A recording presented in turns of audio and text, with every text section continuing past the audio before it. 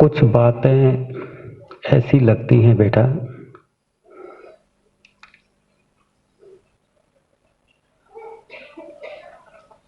कि ये बड़ी अजीब हैं। तुमको लगता है कि लाखों सूरज, करोड़ों सूरज, अरबों सूरज एक सूरज ही नहीं झेल पा रहा है।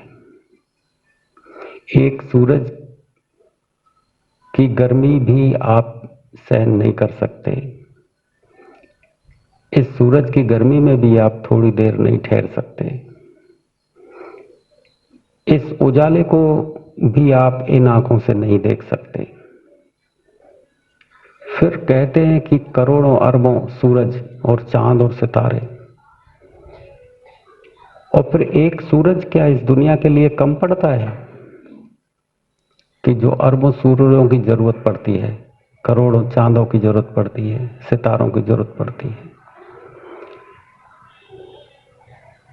कुछ ऐसा जब सुनते हैं अजीब बात कि एक सूरज को ही सहन नहीं कर पा रहे और इस भजन में अरबों खरबों सूरजों की बात चल रही है। उनकी क्या जरूरत है अरबों खरबों सूरजों की? क्या काम आएंगे? लेकिन कुछ बातें बेटा जो सुनने में आश्चर्यजनक लगे, उनका महत्व इस जीवन में भले ना हो। इस जीवन में एक सूरज ही पर्याप्त है, लेकिन कोई दूसरा ऐसा जीवन है जिसे आप नहीं जानते हैं। जिस जीवन को आप जानते हैं, उठना बैठना सोना खाना पीना प्रेम भाव जैसा भी आप सोच सकते हैं, वो सबको आप जानते हैं। उसके लिए ये एक सूरज पर्याप्त है। लेकिन जैसा आपने भजन में सुना, करोड़ों सूरज अरबों सूरज चांद सितारे, वहां ये इन आंखों से देखने वाली जगत की बात नहीं है। वो जगत कोई दूसरा जगत है जो शास्त्रों में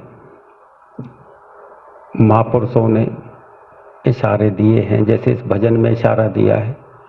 तो इन आंखों से हम नहीं देख सकते उन करोड़ों सूरजों को, अरबों सूरजों को। उसके लिए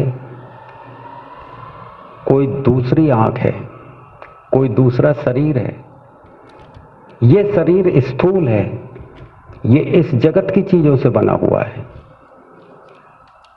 जल पृथ्वी अग्नि वायु आकाश, इस जगत में आप जल को देखते हैं, हमारे शरीर में जल है।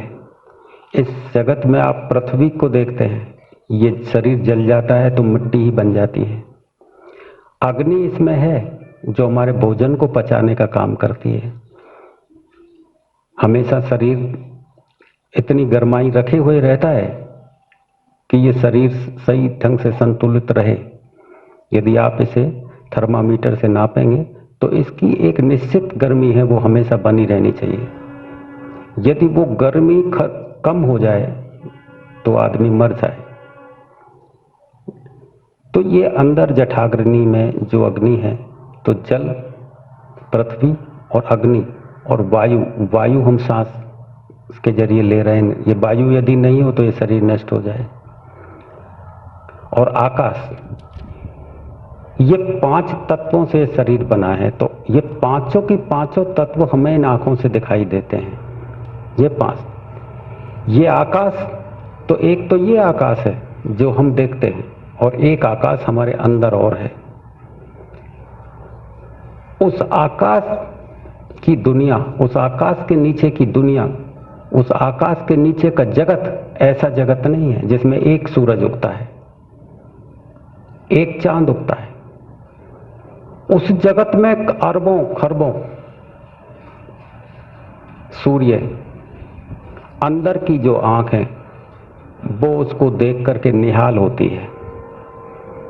वो अंदर की आंख जब उन दृश्यों को देखती है, जब उस अनुभव को करती है, तब हमारे जीवन में पता लगता है कि ये जो भजन में बोला गया था, अरबों सूरज खरबों सूरज चांद सितारे रोम रोम में करे उजारे, इतने कि उनकी गिनती ना हो,